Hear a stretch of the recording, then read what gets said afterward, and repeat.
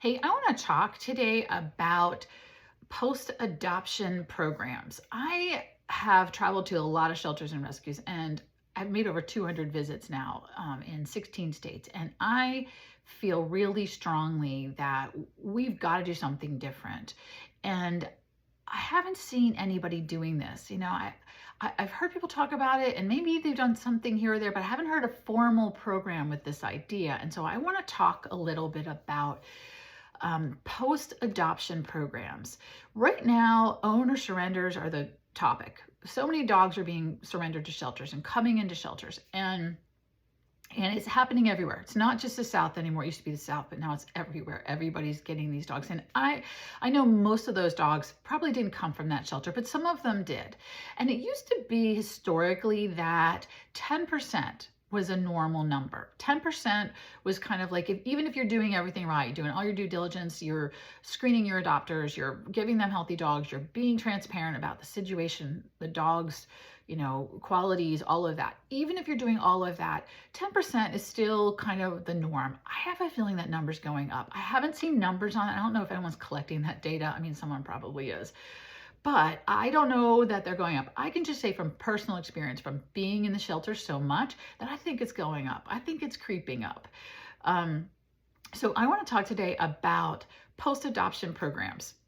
And I don't mean just reactive programs, meaning if somebody reaches out and they're having a problem, you help them. I mean proactively creating a post-adoption program to help your dog succeed and your adopters succeed.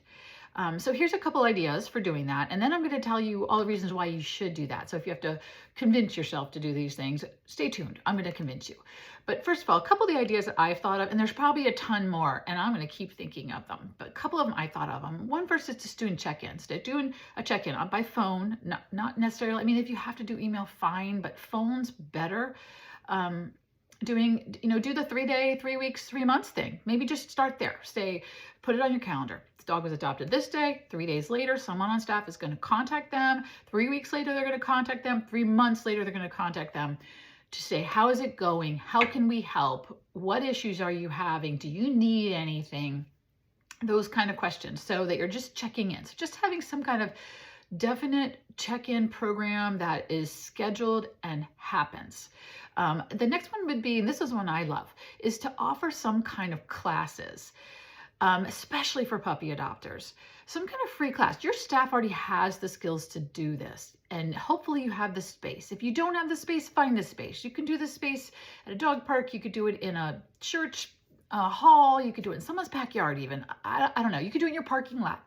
But to have some kind of training classes where you're teaching them just basic skills, house training, leash walking, how to meet another dog, how to do parallel walking instead of nose to nose, how to deal with a barking dog, stuff that you guys know, or just basic obedience to build that relationship, like sit and down and stay, come when you're called, and those kinds of questions, talking through why your dog should be on a leash and why they shouldn't be off leash in most situations, how to handle the dog park, if that's something they want to do. There's so many ways you could educate your adopters. So if you had a standing program, and one way to fund this, so if you think, oh, I don't have the time, or I don't know if I have the skills, is find a local trainer and offer. If you've got some space, you could say, if one night a week you would offer this open training class where people can come and learn a skill and get questions answered, you can use our space 3 other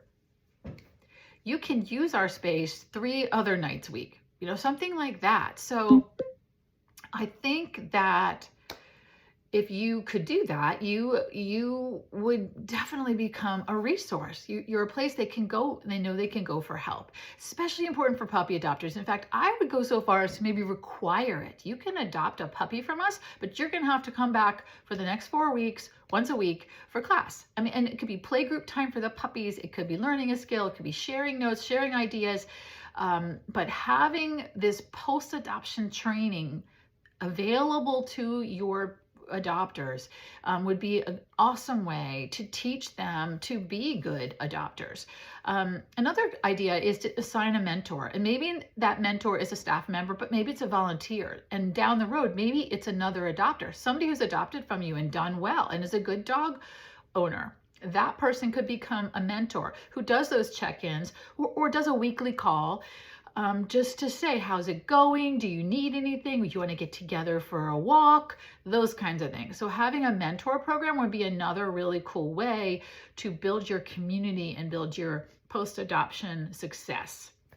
Another way to do it, and I do know at least one shelter that does this, is to host play groups at your shelter. If you've got a play space, is to host a play group and invite them to bring their dogs back for playtime if they have dog-friendly dogs. And you should know, if you adopted them out, you should know whether they're going to be successful in play groups. Now, if you don't have play groups and you don't have a play space, or you have dogs that are not good socially or play group type dogs, you can do a pack walk. And that's something I have seen shelters do, is to invite them to bring their dogs to go for a walk. And that any dog can do. I mean, if they're reactive, they can stay 20 yards back.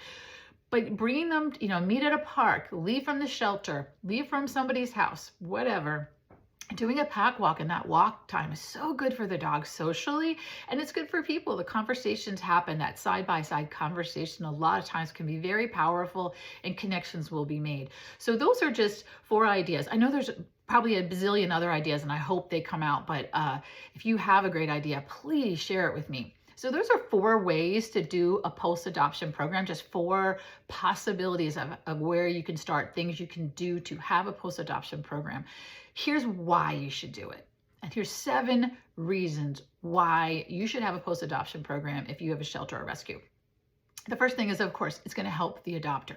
You're going to teach these people how to be good dog owners. We assume people know so much, but they don't.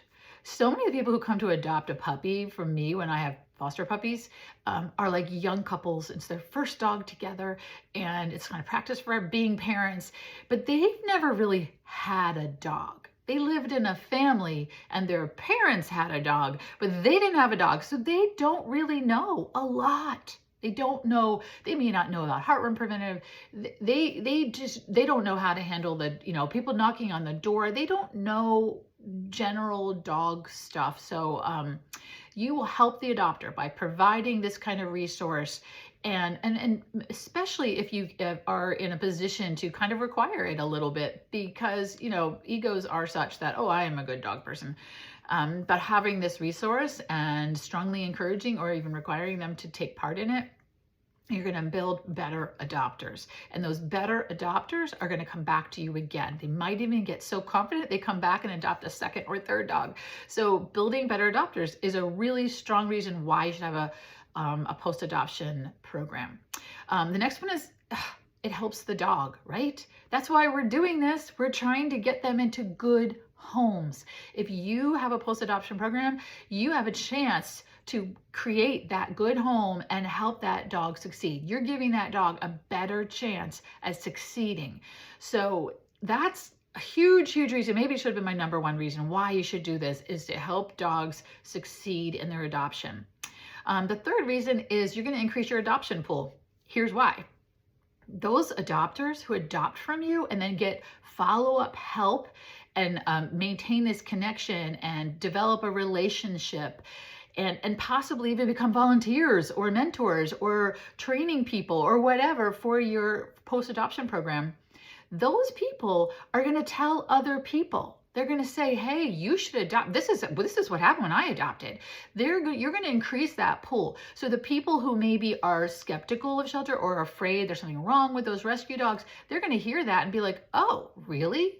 Well, maybe I should. That's quite the deal. If I'm going to get all this help and free training and support, of course I should go to the shelter, right? And those people who think, oh, the only way to get a puppy, a good puppy, is to buy it.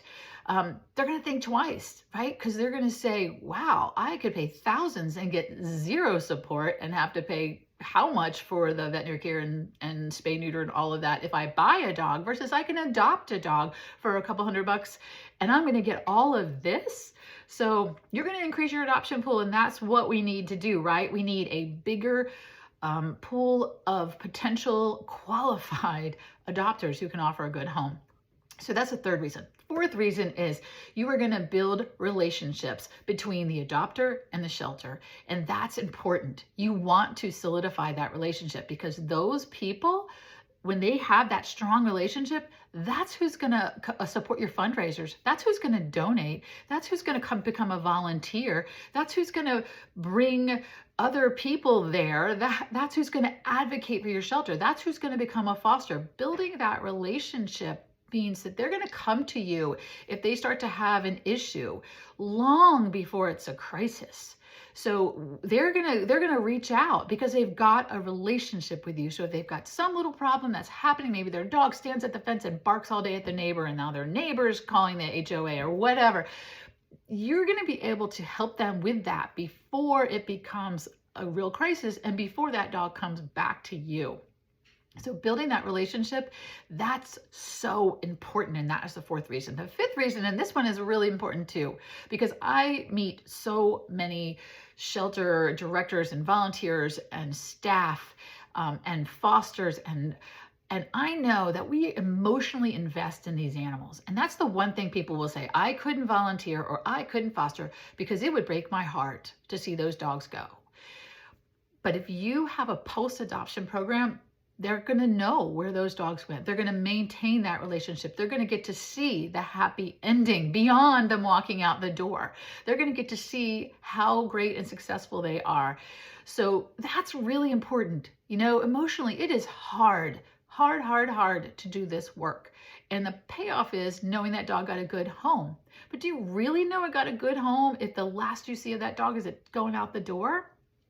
This gives you the opportunity to see these dogs succeeding, and that's the real payoff. So that's a super important reason to do it. The sixth reason is that you reduce the likelihood of a return. As I just said, you want that number to go down. And when these resources are available and that connection is made and this relationship happens, you are reducing the number of returns. You are reducing the number of owner surrenders. That number, that intake number will be reduced. And that, my friends, is what we're all hoping for, right? Everybody's inundated right now. Intakes are up everywhere, despite, and I won't go down that path, despite the data coming out of some of our national places, intakes are up, and it is hard right now. So if we could bring that number down, even just 10%, think about that. What a difference that makes. And the last reason, and this kind of encompasses all of it, is it helps your shelter. It helps your shelter be a true resource. It helps your shelter be what it was meant to be, a temporary place for dogs without a home.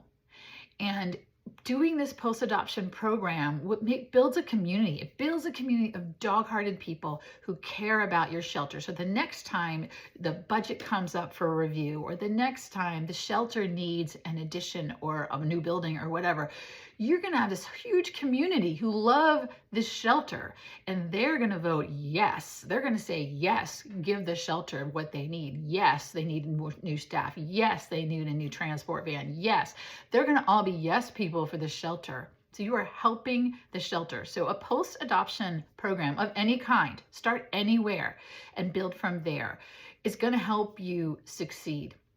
The thing about it is, people, you know, that I travel to all these shelters, and I've been doing this since 2018, which is not as long as a lot of you. So many of you already know this, but up until 2022, things were getting better. They were getting much better, right? Every year the number was going down. Things were getting better.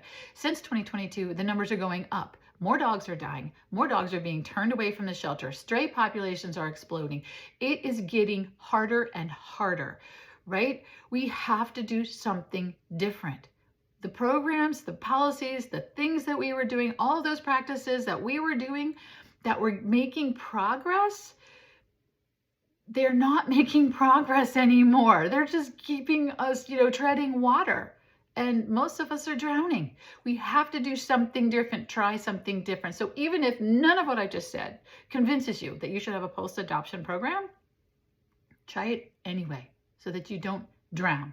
If you're drowning, just give it a shot. Try one of those ideas and see if it helps, because we've got to do something different. And if you've got an idea for something different, a solution that can help all of us to end this crisis and to fix things in our shelters, please reach out. Our mission at Who Will Let the Dogs Out is to raise awareness and resources for homeless dogs and the heroes who fight for them. And this podcast is one more resource. So if you've enjoyed this podcast, please share it with somebody. Please give us a review or a like or something on whatever platform that you are on, and tell other people. I try to get this podcast up as often as I can, but it doesn't happen that much because I'm so busy. But if I knew it was reaching more and it was helping, I would prioritize it, I'm sure. So anyway, I hope that this has given you something to think about. And I hope you'll consider having some form of a post-adoption program for your shelter, your rescue.